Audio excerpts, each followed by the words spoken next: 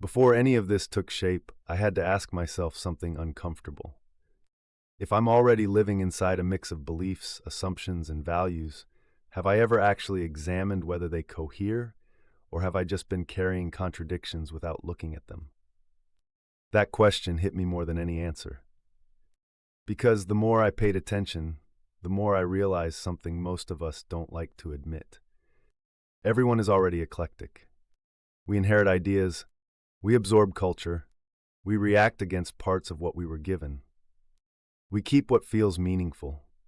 We discard what doesn't, and then we call the whole thing an identity. That's true for secular people. It's true for atheists. And it's true for Christians. At some point, I started noticing things that didn't bother me, but did make me pause. Easter bunnies, Christmas trees. Not as problems, not as scandals, just as reminders. Christianity, as it's lived, already carries cultural layers most people never stop to examine. And that didn't push me away from faith.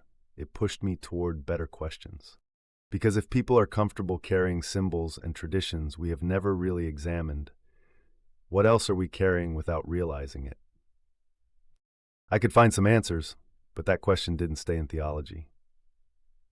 It followed me into psychology, and one of the things that bothered me early on is that psychology and faith almost never talk to each other on a real level. Psychology tries to explain behavior, emotion, and meaning without touching orientation. Faith can talk about orientation, but often ignores how humans actually think and function internally without shame and guilt structure. They orbit the same human problems, but rarely integrate. So I didn't want to use psychology to quietly lead people into theology. And I didn't want to use theology to override or step on psychology. That separation mattered to me. The psychology work stands on its own. The faith work stands on its own. But here's the problem. Even when they're kept separate, they're still describing the same human being. And when the pieces don't line up, something breaks. That's where eclecticism stopped being a preference and became a necessity. I wasn't trying to pick what I liked. I was trying to find what actually fit together. Psychology that described human behavior accurately. Faith that oriented without fear. And a metaphysical model that explained how meaning, orientation, and experience relate at all. Not as slogans, not as institutions, as a coherent, thought-out, structured architecture. That's where the name comes from.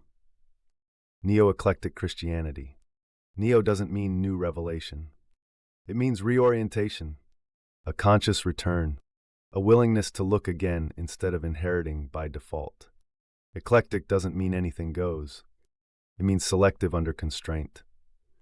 It means acknowledging that no system preserves coherence perfectly over time, and no tradition loses coherence entirely either. So the task becomes examination. What actually works together? What actually faces the same direction? What collapses into fear or control when you apply pressure? Christianity matters here because at the center of this framework is Christ.